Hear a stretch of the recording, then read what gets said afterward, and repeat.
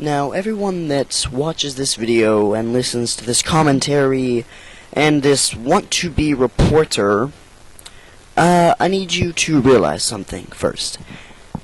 I have to have stated, at least in one of my previous videos, that this is no longer a news channel for Red Dead Redemption.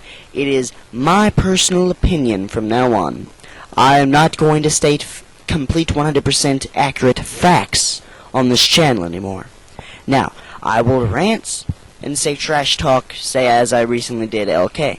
Everything that's in there is 100% accurate, but it contains personal opinions and beliefs on how they fight and how they are. So, keep that in mind.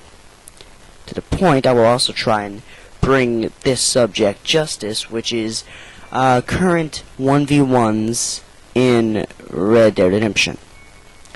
I don't know if anyone else has noticed this, but if you go and watch a 1v1 video, say Adrenaline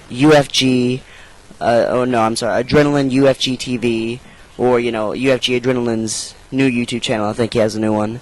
And he has a lot of 1v1s there, and same with that Outlaw Predator person. They both have they do a lot of 1v1s. Now, and it's not just them, it's every person that does a 1v1 and they film it and they put it on YouTube. Is that 1v1? I don't understand. The 1v1s that people do nowadays, now, is it a 1v1 to prove who's better, to prove who is better at Red Dead, who can get more kills than the other person, just who has more skill? Is it that, or is it who does a better 360 spin? Because I really don't know, and I need someone to explain that to me.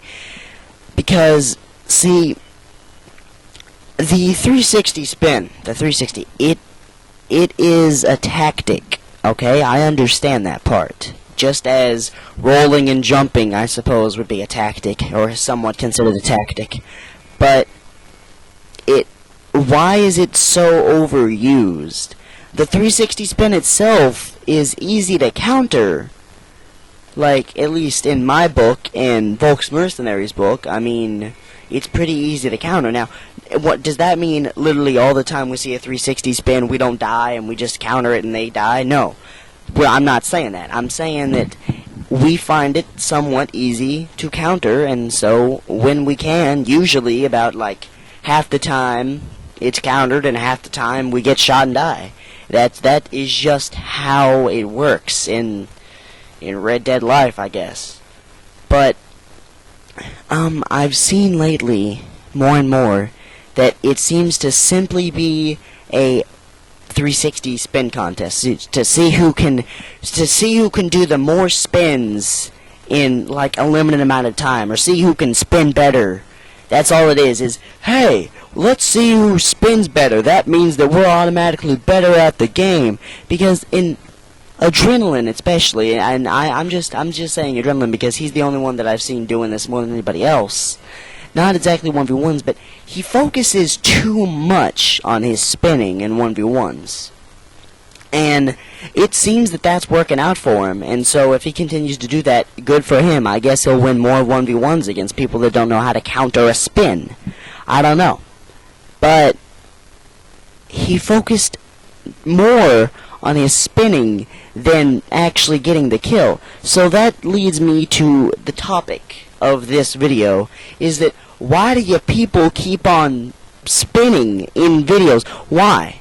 There's no point to it, because if it can be countered, the 360 spin is just another tactic. It's not a guaranteed win. It's not a guaranteed headshot. It's a possible headshot that doesn't work, and that, as we've obviously seen in some 1v1 videos, it doesn't work all the time. It doesn't. It's impossible for it to work all the time. You'd have to have calculations and all sorts of stuff done right for it to 100% of the time work.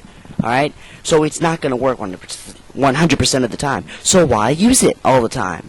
Alright? There's no point to it. Especially in 1v1s. 1v1s, it started out where it was just in clan battles, but now it's in 1v1s too, and it seems that it's actually used more in 1v1s. Is it that people that have 1v1s? Is it that you want to make sure that you win, and so you use that tactic over and over again? Like, I mean, that's somewhat understandable, I suppose, but clans, 1v1ers, if you're gonna use it, because it's a tactic, go ahead and use it, but cut down, limit your spins, limit them, and maybe try and make up a new tactic. Alright, the first people that I saw use that was RDW, back with that Happy Feet penguin person, whoever that was. I think that was like the founder, the actual founder. I don't know, and I don't really care if one was to tell me. But that Happy Feet person and his gang, his clan, used it. That was the first people that I saw ever use it. So I don't know really who started it, or if it was just thought of, and there was no real record of who started it. But either way, people, if you're gonna use it, that's fine. That is understandable. Whatever you gotta do to win, at the end of the day, whatever you gotta do to win, and you win, well, you won. Now, such as using Deadeye to win, some things seem a bit noobish, like using a high power to win. Well, whatever you did to win, you won, sure, but there's a limit to where sometimes if you get to a point where it's kind of like not even fair or just making you look bad, then try to limit that, or maybe not do it at all. Anyways, this video was pretty short, but that's all I really had to talk about. And UFG Adrenaline, know that I was only picking on you as a prime example. There are other people that do this. There's plenty of people that do this. Outlaw Predator, whatever his new name is, because I think he's in LK right now. I guess LK is Clan of the Month, and then let's see.